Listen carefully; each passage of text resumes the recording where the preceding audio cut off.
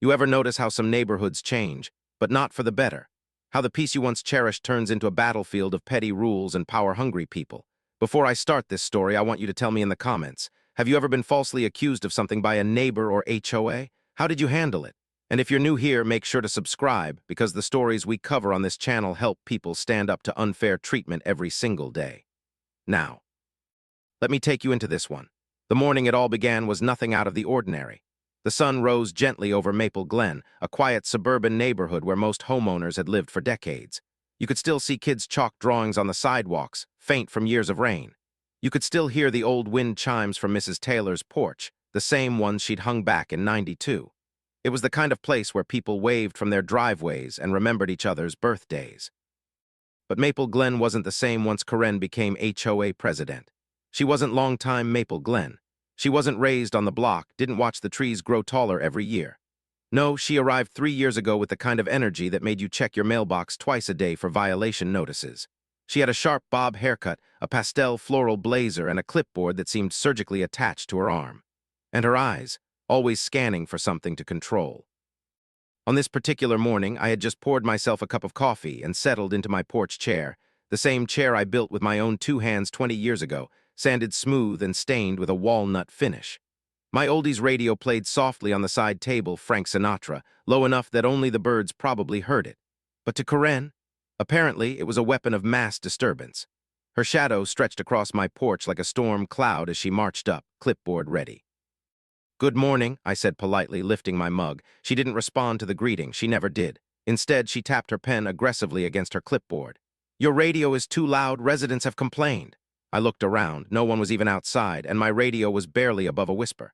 "Karen, this is quieter than the birds," I said gently, trying to keep things civil. Her lips tightened as if she'd tasted something sour. "It vibrates through the street. Rules are rules." Before I could respond, she scribbled a violation notice and handed it to me like it was a speeding ticket. I looked at the paper, Noise Violation 17A, Excessive Outdoor Audio. I wasn't angry, not yet, just confused, maybe a bit amused. I've lived here longer than she's lived in the state, and nobody had ever complained about my music, not once in 35 years.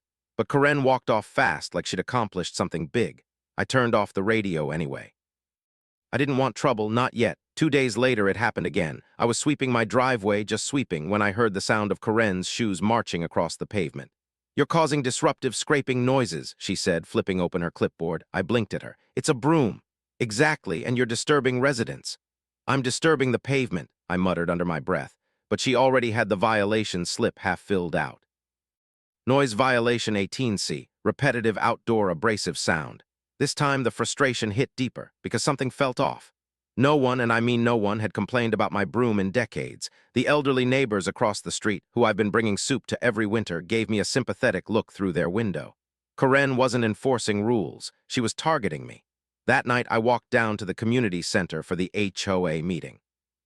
I didn't plan to confront her, I just wanted to observe. Maybe understand why these ridiculous violations suddenly mattered. That's when I heard it. Behind the half-closed office door, Karen's voice carried out into the hallway. I wasn't eavesdropping. She was speaking loud enough that anyone walking by could hear. "I want this neighborhood modern," she said. "We need younger families, not old habits and outdated ways." My jaw clenched. Someone else in the room chuckled. "You mean you're trying to push out the older folks?" Karen didn't deny it. She didn't correct them. She just said, "We need people who actually participate in community progress." Progress? By harassing lifelong residents. I stepped back before anyone noticed me and walked outside, heart pounding. A man I'd known for decades, Mr. Williams, a retired Navy vet, saw me on the sidewalk.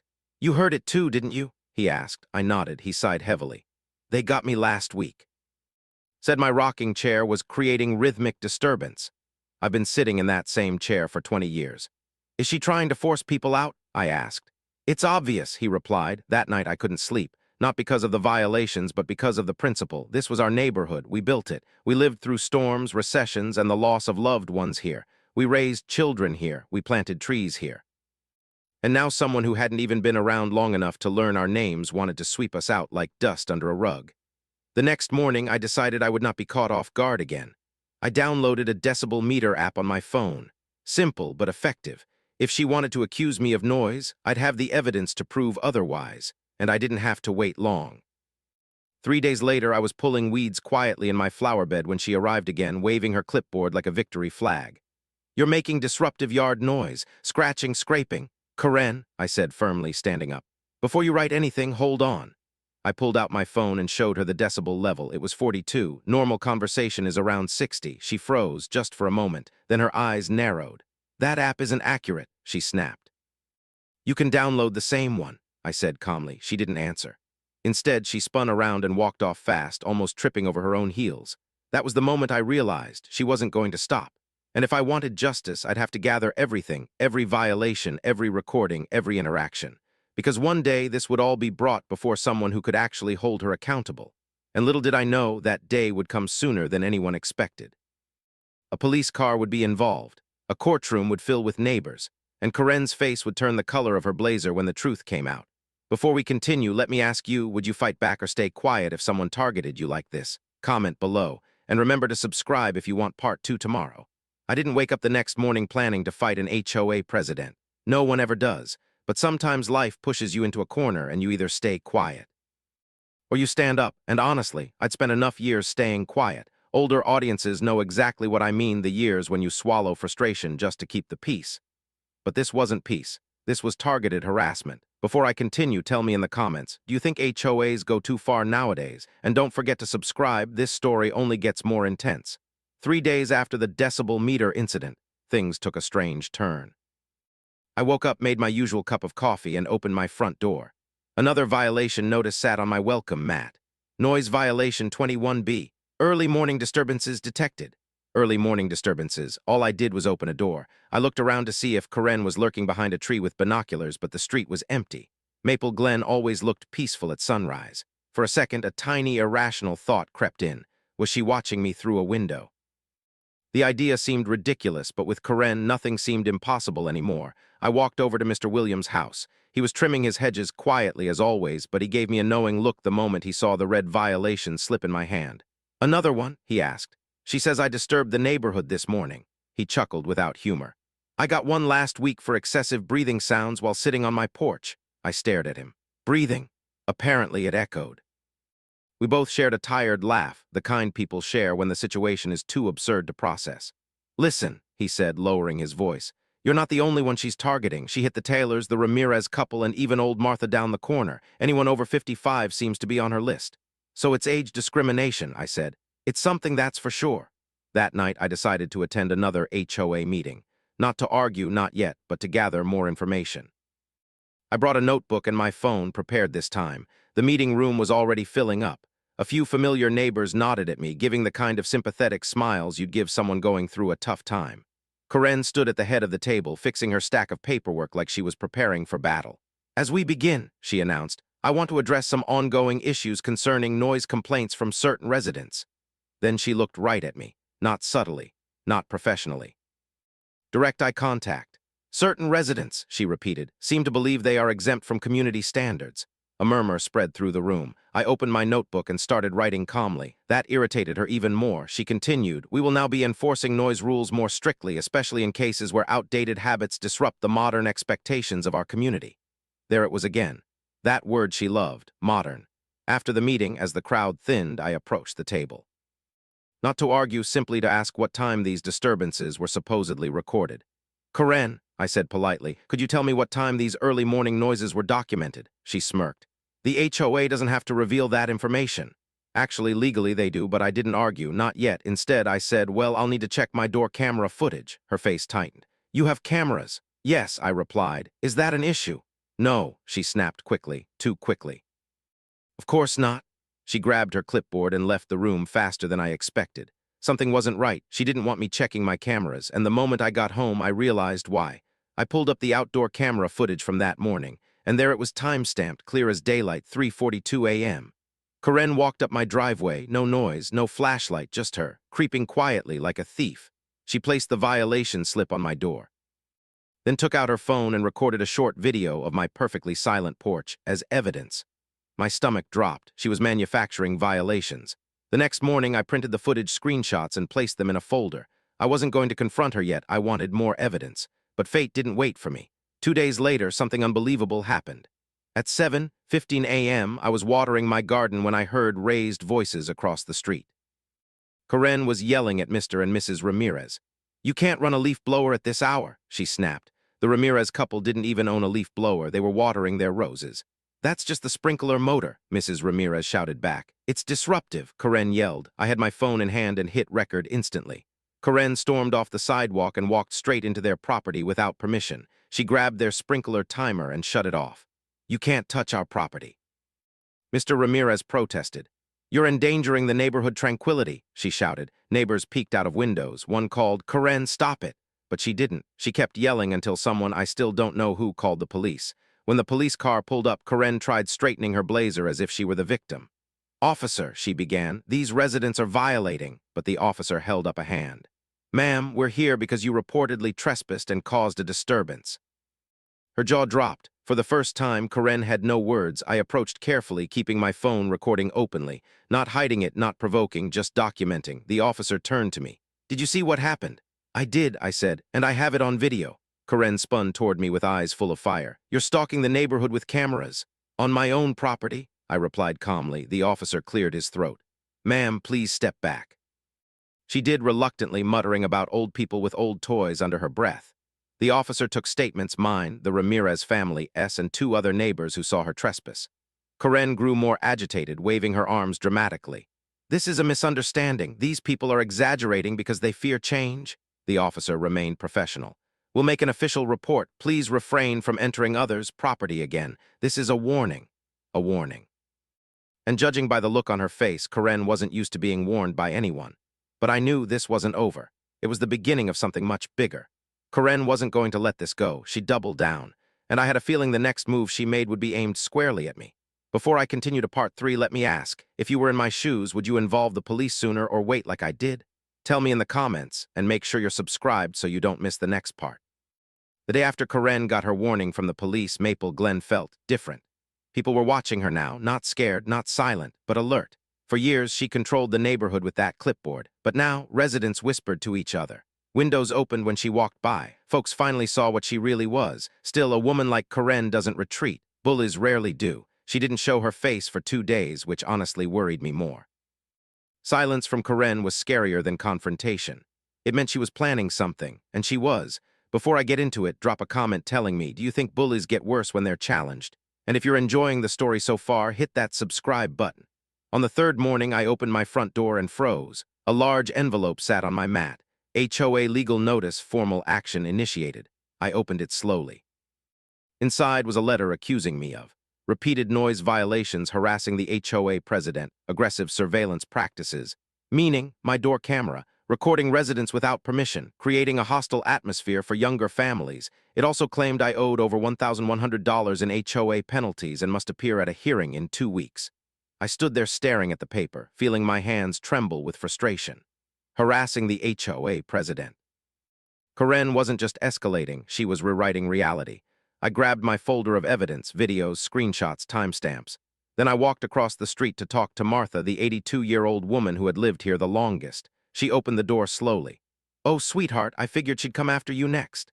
"She sent me a legal notice," I told her. She sighed. "She tried the same thing with me last year, said my wind chimes were extreme noise hazards. I've had them since my husband gave them to me on our anniversary in 1986. My heart sank. This wasn't new.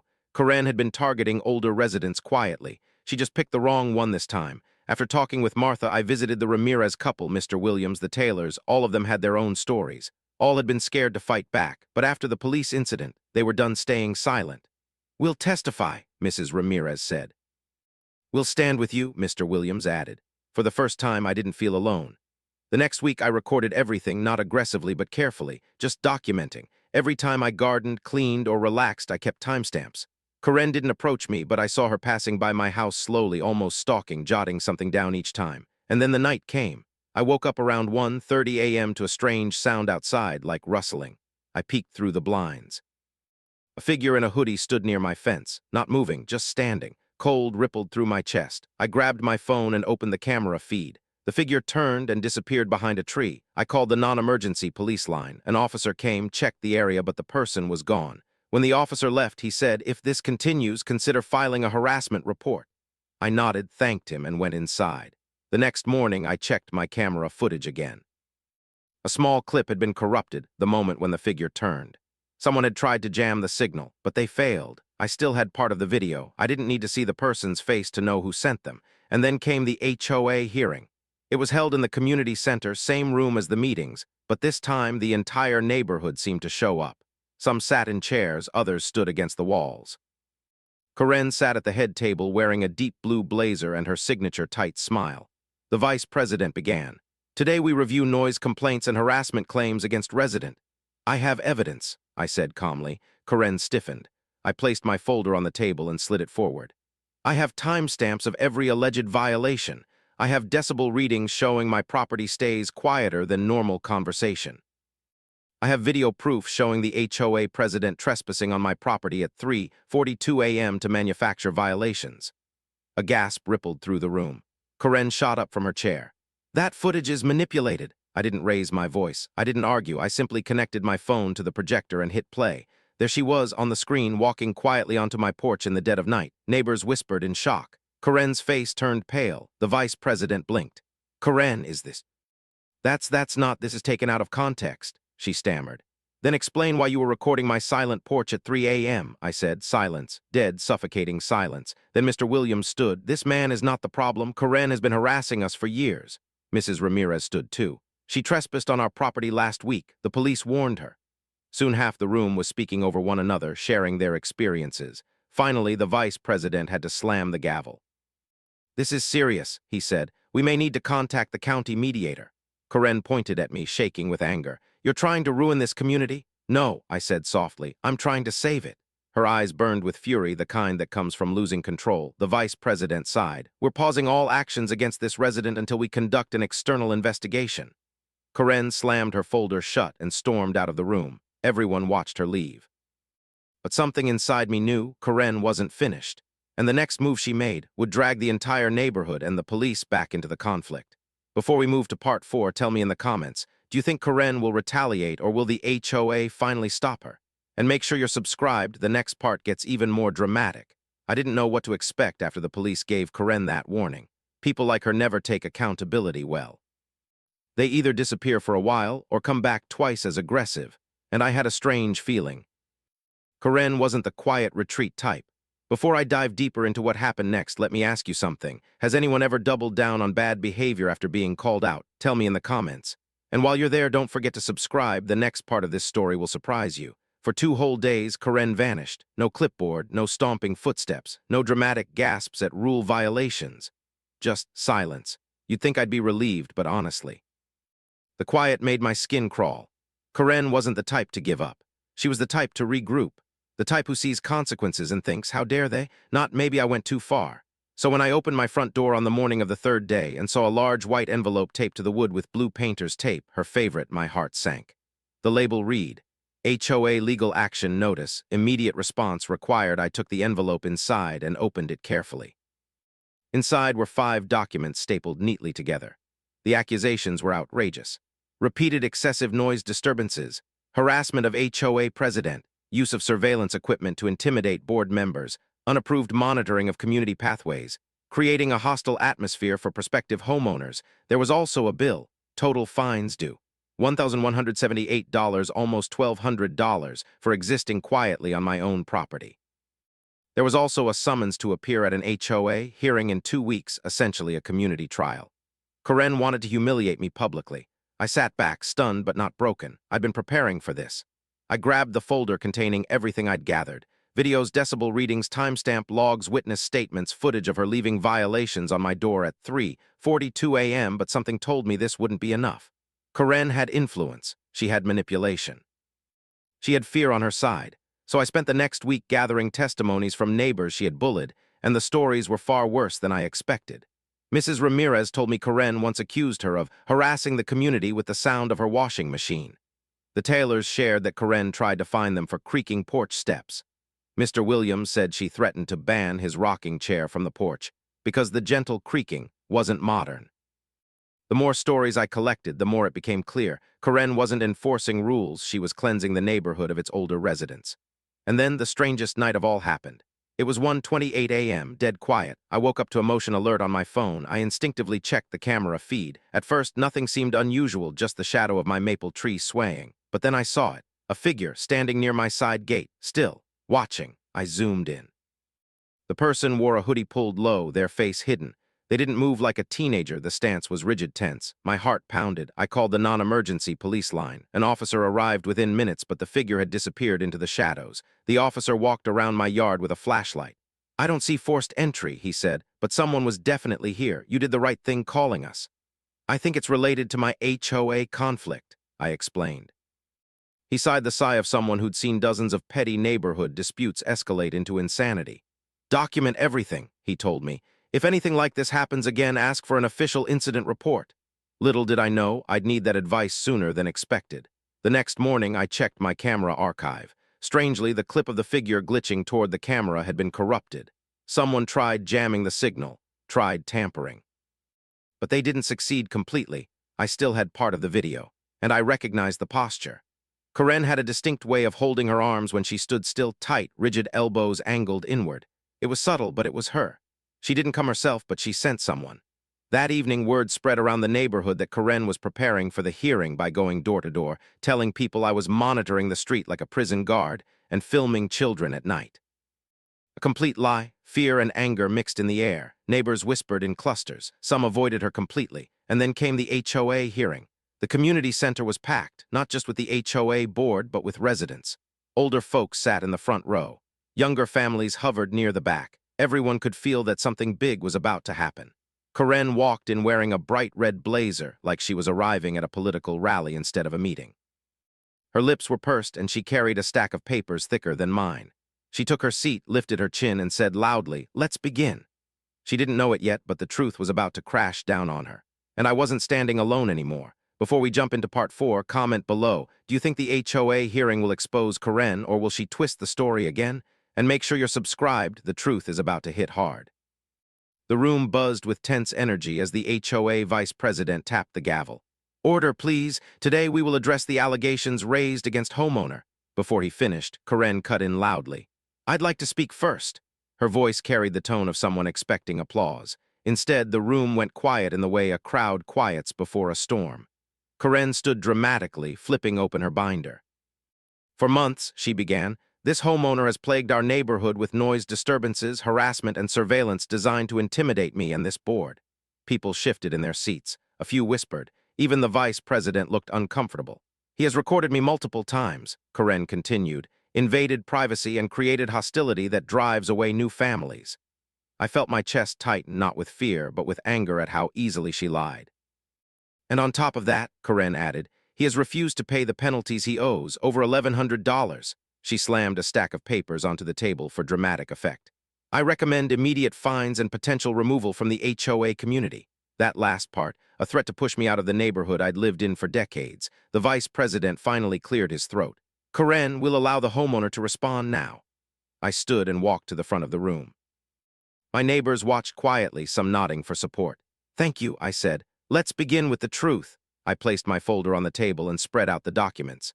"Karen claims I've been disruptive, but here," I lifted my phone, "are decibel readings from every day she accused me. My property never exceeded 42 decibels. That's quieter than normal conversation." A few older neighbors murmured in agreement. I continued. "Karen also claims I harassed her. But I have footage showing the opposite." I connected my phone to the projector. Everyone watched. Footage played of Karen creeping onto my porch at 3:42 a.m., placing a violation notice and recording my silent property. The room gasped. Mrs. Ramirez slapped her hand over her mouth. Mr. Williams whispered, "I knew it." Karen shot up from her chair. "This footage is doctored," she yelled. The vice president leaned forward. "Karen, that is clearly you." But I wasn't finished. I clicked to the next video. The recording of her marching onto the Ramirez property, screaming about sprinklers, shutting off their water, and causing such a disturbance that police were called. The officer's voice echoed in the room, "Ma'am, this is a warning. Do not step onto others' property." The residents erupted in whispers. Karen clenched her fists. "She's been targeting older neighbors," I said. "Everyone here knows it. She fined Martha for her wind chimes, the ones her late husband gave her. She cited Mr. Williams for disruptive rocking chair sounds. And she's tried to silence anyone who questions her." I stepped aside and gestured toward the neighbors. "Please, if you've experienced harassment from Karen, speak." For a moment, silence. Then Mrs. Ramirez stood. "She's bullied us for months," she said. "She told us we were too old-fashioned and our home lowered the neighborhood appeal." Then Mr. Williams stood, and the Taylors, and Martha slowly raising her hand. One after another, residents spoke, not yelling, not dramatic, just telling the truth. Corinne's face turned from pink to red to a deep shade of furious purple. "Enough," she finally screamed, slamming her hands on the table. "You're all conspiring against me." The vice president raised his hands. "Corinne, you need to step back. This is serious." "No," Corinne pointed directly at me. "He has been filming everyone. He's spying." I held up my phone. "Only my own driveway, legally." The vice president sighed. "Corinne, the evidence speaks for itself." Corinne shook her head violently. "You're all jealous. You're trying to stop progress. You're scared of change." But her meltdown wasn't over. She grabbed her binder and hurled it toward the floor, papers scattering everywhere. A few residents gasped, some flinched. The room had shifted from tense to unsafe. The vice president motioned toward the door. "Security!" But there was no security. This was a neighborhood meeting, not a courthouse. Then suddenly Corinne stormed toward me, not running, but fast enough to make people rise from their seats. "You ruined everything," she shouted. Mr. Williams stepped between us, his voice calm but firm. "That's enough, Corinne." She stopped short, breathing heavily, eyes wild. And that's when the police officer walked in, the same one who had responded to the Ramirez incident. He looked around the scattered papers, the tense faces, Corinne trembling with anger. "We got a call," he said. "Someone reported a disturbance." Corinne opened her mouth, probably to accuse me, but the officer raised a hand. "Ma'am, step outside with me." "No," she snapped. "I'm not leaving." "Ma'am," the officer repeated, voice firmer, "step outside." She finally obeyed, but not before turning back toward the room with a look I'll never forget, a mix of rage, humiliation, and disbelief that she'd lost control. The door closed behind them. The vice president exhaled slowly. "I think." He said, "We need an emergency board vote." But none of us expected how far the investigation would go or what it would reveal. Before we continue to part 5, tell me in the comments, do you think Corinne is done, or will she come back even harder? Make sure to subscribe. The next part brings courtroom drama and the HOA collapsing from the inside. The room stayed silent long after the police escorted Corinne outside.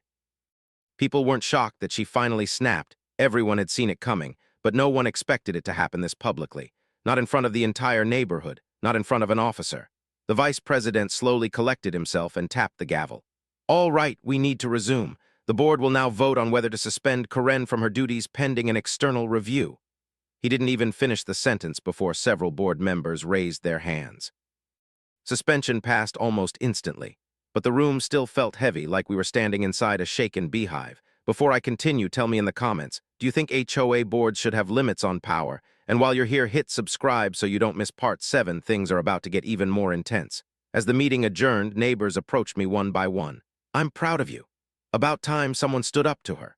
Thank you for speaking for all of us." It felt good, yes, but also unsettling. Corinne wasn't someone who swallowed defeat. She was someone who kept score, and I had become her #1 enemy. The next morning, I woke up to something unexpected. A simple white envelope tucked under my door. Inside was a handwritten note. "Thank you for what you did yesterday. We were all terrified of her. Martha." It warmed my heart. Older neighbors like her had been Corinne's quiet victims for too long. Maybe, just maybe, this was the start of a safer neighborhood, but peace never lasts long with people like Corinne. Later that afternoon, the police officer from the meeting, Officer Daniels, knocked on my door. "Mind if I come in for a moment?" he asked. We sat at the dining table, and he laid out a set of forms. "I won't sugarcoat this," he began. "Corinne filed a counter-complaint this morning." I blinked. "Of course she did. She's claiming you've been stalking her, recording her, and creating a hostile environment." I let out a bitter laugh. "She trespassed onto my property at 3 a.m. I know," he said, "and your footage is solid evidence, but we have to process her complaint anyway. That's procedure." He sighed. "Look, between you and me, she's spiraling. We've had officers respond to HOA disputes before, but this is on another level." "So what happens now?" I asked. "We'll file both complaints. A county mediator may get involved. There will likely be a hearing." A hearing. A real one, not an HOA performance, but the county courthouse. Corinne had just escalated this into an actual legal war. After Officer Daniels left, I sat at my kitchen table for nearly an hour, staring at the papers. I wasn't scared, more exhausted than anything. I never wanted this fight. All I wanted was peace and a quiet porch with my oldies radio. But sometimes life chooses your battles for you. 3 days later, neighbors gathered at the community center again, this time not for a meeting, but for a voluntary testimony session. Word had spread that the county would be conducting an investigation, so people wanted their voices heard. And they came, dozens of them. Martha brought her wind chime as proof. Mr. Williams brought photos of Corinne measuring his rocking chair last summer. The Taylors brought audio recordings of Karen yelling through their fence. One couple even brought a printout of an email where she said older residents were holding the neighborhood back. I couldn't believe how deep her behavior had gone. People were crying. People were shaking. People were relieved to finally speak. It wasn't just me fighting her anymore. It was the entire block. I walked outside afterward. A few neighbors stood in little circles, whispering anxiously. "What do you think will happen to her?" one asked. "Will she get removed permanently?" another added. I shrugged. Depends on what else the mediator finds. Little did I know the county would discover far more than any of us expected. 4 days later, I received an official letter telling me the court hearing had been scheduled for the following week. My stomach knotted. I've been in HOA meetings for years, but court, that felt different, more serious, more real. That night, I sat on my porch with my radio playing quietly Sinatra's My Way. The evening air felt heavy, like the neighborhood itself was holding its breath. I closed my eyes, listening to the gentle rustle of leaves, then suddenly a sharp knocking. I opened my eyes to see Officer Daniels again. "Evening," he said. "Karen caused another disturbance." "Oh no." She went door to door claiming there's a neighborhood conspiracy against her, yelling at people through their windows. A few residents recorded her. I rubbed my forehead. "She's losing control." "We're urging everyone to stay calm until the hearing," he said. "But between us, this will probably end with a restraining order." A restraining order. This went way beyond noise violations now. And the tension, the fear, the uncertainty, it all built toward what would become the most chaotic day Maple Glen had ever seen. Because Karen wasn't done, not even close, and court day would reveal more secrets than anyone was prepared for. Before we go to part 6, tell me in the comments, do you think Karen will show up calm or cause chaos in court? Make sure you're subscribed. Part 6 changes everything. Court day. The one phrase that can turn anyone's stomach inside out. Even if you're innocent, especially if you're innocent, there's something nerve-wracking about standing before a judge, laying out your life in front of total strangers. I didn't sleep much the night before. Even my radio, usually calming, felt too loud for my own nerves. Before I go deeper, let me ask you something. Have you ever had to defend yourself in a situation you never asked for? Comment your experience. It helps others feel less alone. And if you haven't yet, subscribe. The next parts get even more intense. The courthouse lobby was buzzing with people when I arrived. Neighbors who wanted to support me sat on benches, whispering quietly. Even the Ramirez couple had come, holding hands. Then she arrived, Karen. Blazer freshly ironed, hair perfectly styled, clipboard tucked under her arm like a sacred artifact. She walked in like she was stepping onto a red carpet, not into a legal hearing she caused with her own behavior. But her eyes, they were wild, the eyes of someone who'd convinced themselves they were the hero in a story everyone else knew they were the villain in. She avoided my gaze, but I saw the hatred simmering beneath her forced smile. "Let's get this over with," she muttered loud enough for everyone to hear. Inside the courtroom, the judge, a calm, older man with silver hair, reviewed the documents. "Today's session involves allegations of harassment, trespassing, misuse of HOA authority, and retaliatory fines," he said. "Both parties will have the opportunity to present evidence." Karen stood first, bursting with energy. "Your Honor, I am the HOA president for Maple Glen. This homeowner has repeatedly disrupted our peaceful community with noise, aggression, and surveillance. I have received dozens of complaints." The judge held up a hand. "Show me the complaints." She fumbled in her bag, pulling out a stack of papers, all neatly written, suspiciously similar handwriting. The judge skimmed a few pages. "These all appear to be written by you," he noted flatly. Karen's face twitched. "I transcribed the complaints. You wrote all of them. I summarized." The judge set them aside. "We'll review them later." Then he turned to me. "Your response," I stood slowly. "Your Honor, every alleged violation she filed is false." I placed my folder on the table. "I have timestamped decibel readings, documentation, and video evidence showing Mrs. Henderson." "President Henderson," Karen snapped. The judge looked at her. "Ma'am, do not interrupt." Karen folded her arms, glaring. I continued, "Showing Mrs. Henderson trespassing on my property at 3:42 a.m. to fabricate violations. I also have footage of her entering other neighbors' yards without permission and an audio recording of her targeting older residents." I connected my phone to the courtroom monitor, and I played the footage. Karen's face appeared on-screen, quietly creeping up my driveway, placing a violation on my door, filming my silent porch. A collective gasp filled the courtroom. Karen jumped to her feet. "That's edited. This is an attack. He's manipulating." "Ma'am," the judge warned again, "one more outburst and I'll remove you." She sat but kept muttering angrily. I played the next clip, her screaming at the Ramirez couple, shutting off their sprinkler and arguing with the police. The judge shook his head.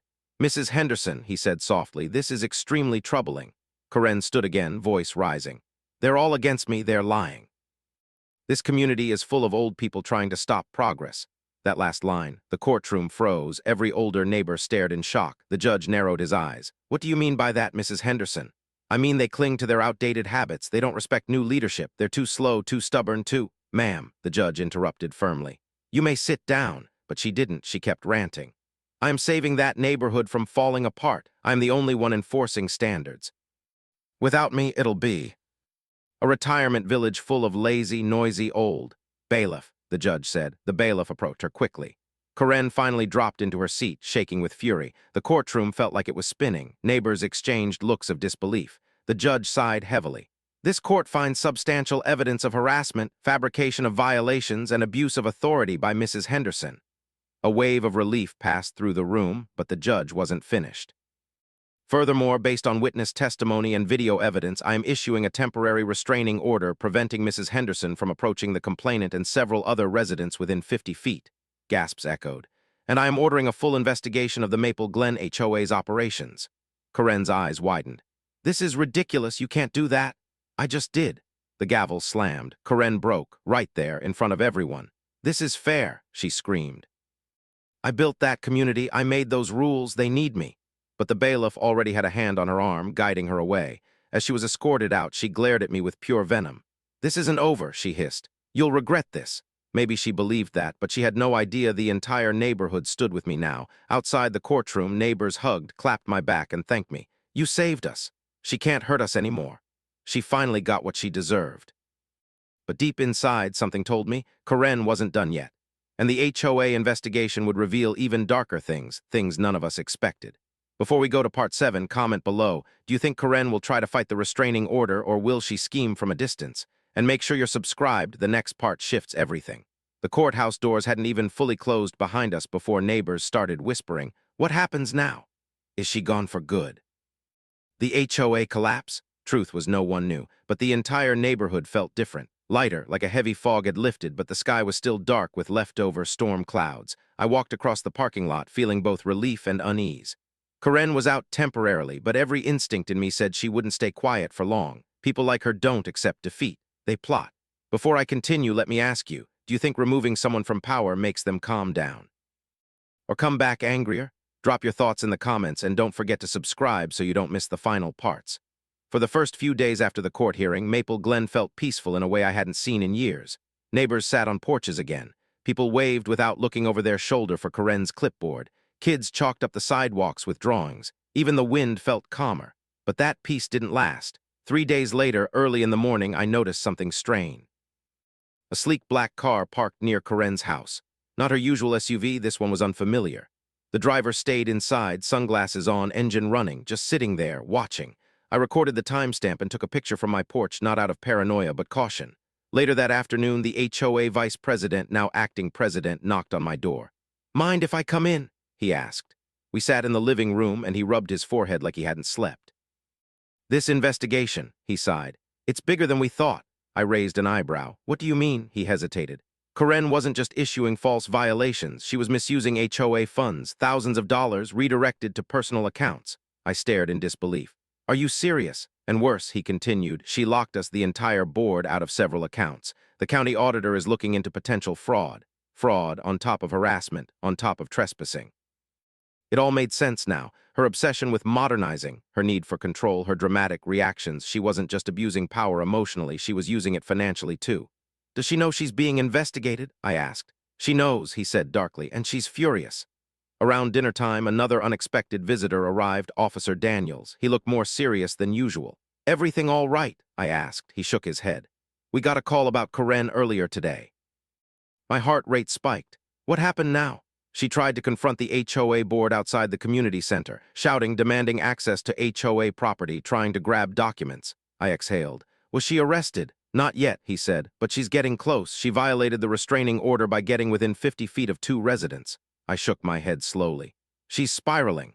Officer Daniels leaned in a little. She's not letting go of this. If you hear anything strange, see anything suspicious, or feel unsafe, call us immediately. The warning lingered in my mind long after he left. That night, as I sat on my porch listening to soft oldies music, I noticed something unusual. Movement. by the tree line near Corinne's house. I got up slowly and walked closer. Someone, a tall figure, was standing near her backyard fence, talking to her through the slats. Their voices were low, but I could feel tension in the air. I recorded a short clip, keeping a safe distance. The figure climbed into the black car and drove off quickly. Corinne remained outside long after the car left, pacing back and forth, clutching her phone. She looked unstable, shaky, desperate. I went inside and locked the door. The next day, the HOA board announced an emergency outdoor town hall meeting. Everyone gathered in the park area, neighbors sitting in folding chairs, some holding lemonade, others clutching paperwork tight. The warm evening sun cast a gentle glow across the crowd. The acting president stepped up to a microphone. "Thank you for coming, we have updates." Everyone leaned in. Even birds seemed to quiet down. "As of today," he continued, "the county auditor has found evidence of financial misconduct by the former HOA president. Tens of thousands of dollars in HOA dues unaccounted for." Gasps echoed through the crowd. She also privately hired a security consultant using HOA funds without authorization. That individual has been seen around the neighborhood. My heart froze. The black car. "She hired someone?" Mrs. Ramirez whispered, horrified. "That's correct," the acting president confirmed. "We advise everyone to stay vigilant. If you see anyone suspicious, please contact the police." An older man in the crowd stood up. "So she's dangerous now," he shouted. "Potentially," the acting president admitted. The crowd erupted in panic. "Is she armed? Should we be worried? Is she trying to get revenge?" People murmured in fear. And then, like a scene from a movie, Corinne herself appeared on the sidewalk. She stood several yards away, glaring at us, her hair disheveled, eyes red, breathing heavily. Her hands shook with rage. Neighbors gasped. A few backed away. Some whispered her name. Corinne yelled across the street, "So this is your little meeting? Talking about me behind my back?" Her voice cracked. It wasn't confident anymore, it was desperate, broken. The acting president lifted both hands. "Corinne, please leave, you're violating. You lied about me," she screamed. "All of you." Two neighbors hurried to call the police. I saw them whisper into their phones. Corinne stepped forward, trembling. "You think you can ruin me? You think you can steal everything I built?" But before she could get closer, Officer Daniel's patrol car pulled up fast. He got out calmly. "Corinne, step away from the crowd." "No," she yelled. "They deserve to hear the truth." "Corinne," he repeated, "step away right now." Her breath hitched. She stared at him, then at me, then at the entire neighborhood, and in that moment something inside her snapped completely. "This isn't over," she screamed, pointing at me. "You started this." Police moved in. Corinne tried to pull away, shouting nonsense about conspiracies and fraud and betrayal. Children cried. Neighbors covered their mouths. Adults looked shaken. Corinne was escorted to the patrol car. Everyone watched silently as the door shut. The town hall meeting ended in chaos, fear, and shock. But deep within the panic, there was a sense of finality. Corinne's unraveling wasn't just emotional anymore. It was legal, dangerous, and spiraling fast. But none of us knew yet. Part 8 would reveal the darkest secret of all, the one hidden inside the HOA records. Before we go on, comment below. What would you have done if Corinne confronted the whole neighborhood like that? And hit subscribe. Part 8 is where the truth finally explodes. The night after Corinne's public breakdown, Maple Glen felt eerily silent, not peaceful, not calm, just unsettled, like the neighborhood itself was holding its breath. I sat inside with a cup of tea, replaying the town hall scene in my mind. The screaming, the fear, the disbelief, the police car driving away with Corinne inside. Before I continue, let me ask you, have you ever watched someone's true character explode in public? Comment your experience and subscribe if you're following the story. We're nearing the final truth. The next morning, I was halfway through cleaning my porch when the acting HOA president hurried over, waving a folder thick with papers. "We found something," he said, voice shaky. "We need you down at the community center, now." I grabbed my keys and followed him. Inside the community center, the mood felt heavy. Several board members sat around a long table covered in documents, binders, laptops, and old storage boxes that looked like they came from a neglected attic. "What happened?" I asked. The treasurer, a quiet woman named Denise, pushed her glasses up and exhaled deeply. "We think Corinne was hiding financial records." She lifted a dusty box. "This was found locked in the supply closet. The key was taped behind a light switch." Inside were dozens of folders labeled Special Projects Fund, Community Improvement Discretionary Budget, Future Expansion Plans, Member Compliance Fees, Personal Use Confidential. That last one made my stomach clench. Denise continued. She kept a second set of HOA books off the official record. The acting president slid a stack of printed emails toward me. She also hired a private security consultant without approval, using HOA money. My blood ran cold. "The person in the black car," I whispered. "Yes," he nodded, "and we found something worse." He pulled out a manila folder titled Modernization Transition Plan. Inside were printed pages, full paragraphs outlining a plan to slowly push older residents out of the neighborhood, not physically, financially. The plan included increased fines targeting residents 55 plus with outdated property habits, noise violations framed as environmental disturbances, mandatory modernization fees for older homes, a community refresh tax for families lacking young children, pressure to sell through consistent compliance enforcement. I felt my breath leave my body. This was discrimination in writing, a systematic plan to erase our community's history and replace it with something shiny, younger, trendy at the cost of the people who built this place. The treasurer looked nauseated. She even wrote timelines and listed names. She pointed to a page. My name was on the list circled, so were the Ramirezes, the Taylors, Martha, everyone she'd targeted. The acting president slammed his fist onto the table. Do you understand what this means? She wasn't just abusive, she had a strategy. And, Denise added quietly, she was stealing money to fund it. We all stared at the papers in stunned silence. A loud knock startled all of us. Officer Daniels stepped in holding a clipboard. Good, he said. You're all here, we need to talk. He laid several documents on the table. Karen S. been released pending further investigation, he said. But there's more. The room tensed instantly. He pointed at the private security invoice. That contractor she hired, he isn't a security consultant, he's a repo agent.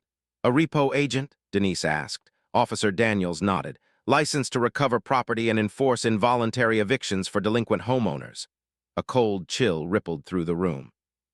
So she hired someone, I whispered, to scare people out?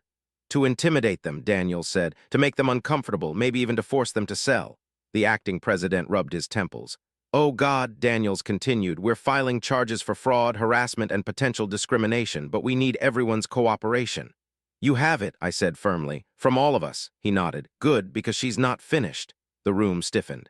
What do you mean? I asked. Before her breakdown, Daniels said, she filed a counterappeal trying to stop the HOA investigation. She also submitted a list of residents she believes should be penalized immediately for noncompliance. He slid the paper toward me. My name was first. She's obsessed, Daniels warned. And when a person like that loses power, they often try one last desperate act. The room grew cold. About an hour later, I walked home with the folder under my arm. My mind spun with everything I'd learned. Karen was more dangerous than any of us realized. She had a plan, a system, and she wasn't done fighting. As I reached my driveway, I saw something small resting on my welcome mat, a folded note. I picked it up carefully. 3 words were scribbled across the paper in jagged handwriting. You destroyed me. My chest tightened. Before I could even process it, a voice called from across the street. Hey, is everything okay? It was Mr. Williams. I held up the note. His eyes darkened. She's losing it, son, and desperate people do stupid things. I swallowed hard. He wasn't wrong. That night as I sat inside, I couldn't shake the feeling that the final confrontation hadn't happened yet. There was one more storm coming, one last explosion before the truth fully surfaced. And Karen wasn't going out quietly. Before we continue to part 9, the finale, tell me in the comments, what do you think Karen is planning next? And don't forget to subscribe. Part 9 will be the most dramatic moment of the entire story. The night after I found that note, you destroyed me. Sleep didn't come easily, not because the words scared me, but because they felt like a threat dipped in desperation. A final warning from someone who had lost everything and didn't know how to cope. I sat in my chair until nearly 3 a.m., watching the quiet neighborhood outside. Maple Glen, once peaceful, gentle, familiar, now felt like a chessboard where one unstable player was making wild, unpredictable moves. Before I go deeper, let me ask you in the comments, do you think someone like Karen ever realizes they were the problem? And make sure you're subscribed. Stories like these help people protect themselves from real HOA abuse. By morning, the neighborhood was buzzing. Not in a dramatic way, in a worried, protective, we're in this together way. Martha knocked on my door first. I baked you muffins, she said, handing over a tin. Figured you might need something warm today. Then Mr. Williams came by. If you see her, you call me, he said firmly. No one handles this alone. Even the Ramirez couple checked in, and I realized something. Karen didn't just break rules, she broke the community. But the community chose to rebuild around each other instead of her. Later that morning, Officer Daniels called. We need you at the station, he said. There's been an escalation. My heart tightened. What happened? It's safer to explain in person. I left immediately. At the station, Daniels guided me into a small interview room and closed the door behind us. He placed a stack of documents on the table. This, he said, is everything Karen filed last night. I opened the stack. My jaw dropped. She had filed 10 separate complaints, all different, all wild. that I was running an illegal surveillance operation, that I was targeting her with sonic devices, that I controlled the HOA board, that the entire neighborhood was a cult-like mob, that I stole HOA funds, that I had planted evidence on her property, and then the most concerning one, a request for a wellness check on me, claiming I was a danger to myself and others. My stomach churned. "She's trying to weaponize the system against you," Daniel said quietly. "It's revenge," I whispered. He nodded. "Yes, but the good news is none of these filings were taken seriously. The judge dismissed every one of them this morning," and he slid one more paper toward me. "Karen has been ordered to appear in court again." "For what?" I asked. He gave a tired sigh. "For violating the restraining order twice." The courtroom felt heavier the second time. Neighbors filled the benches again. The same silver-haired judge entered. Karen arrived escorted by an officer, not arrested, but watched carefully. Her hair was a mess this time. Her eyes were red. Her hands trembled as she clutched that famous clipboard like a lifeline. When the judge began reading the charges, Karen's jaw dropped. Violation of restraining order on multiple occasions, filing fraudulent claims, attempted misuse of emergency services, ongoing HOA financial misconduct under investigation. Each sentence seemed to hit her like a physical blow. "That's not true," she suddenly shouted. The judge didn't flinch. "Mrs. Henderson, sit down." "I was trying to protect the neighborhood," she cried. "They're all lying, they're old, they don't understand modern rules," the courtroom murmured in disgust. The judge finally slammed the gavel. "Enough," Karen froze. "Mrs. Henderson," the judge said firmly, "you have endangered your neighbors, abused your authority, and attempted to manipulate this court." Karen's eyes filled with tears, but not the kind that come from remorse. These were angry tears, tears of someone who lost the power they thought they were entitled to. "For these reasons," the judge continued, "I am extending the restraining order to 1 year. You are prohibited from any HOA involvement indefinitely, and the county is launching a full formal audit of your actions." Karen shook her head violently.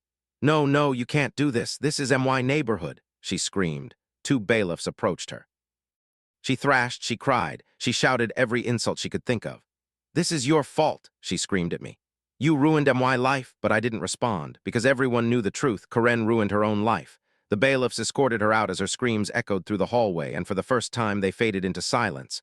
1 week later, the HOA held a community rebuilding meeting, but this one was different. There was no Karen, no fear, no clipboard. People laughed again. People talked openly. People suggested normal things, fixing the playground, repainting the fences, planning a block party. Mr. Williams walked up to me and shook my hand. "You saved us," he said. "No," I replied. "We saved each other." The acting president approached. "We'd like you to join the new HOA board," he said. "We need honest people now." I smiled politely but declined. "I just want a quiet porch," I said, "and my oldies radio." Everyone laughed. And for the first time in what felt like years, the laughter sounded genuine. That evening, as the sun dipped low and the neighborhood lights flickered on, I sat on my porch and turned on my radio.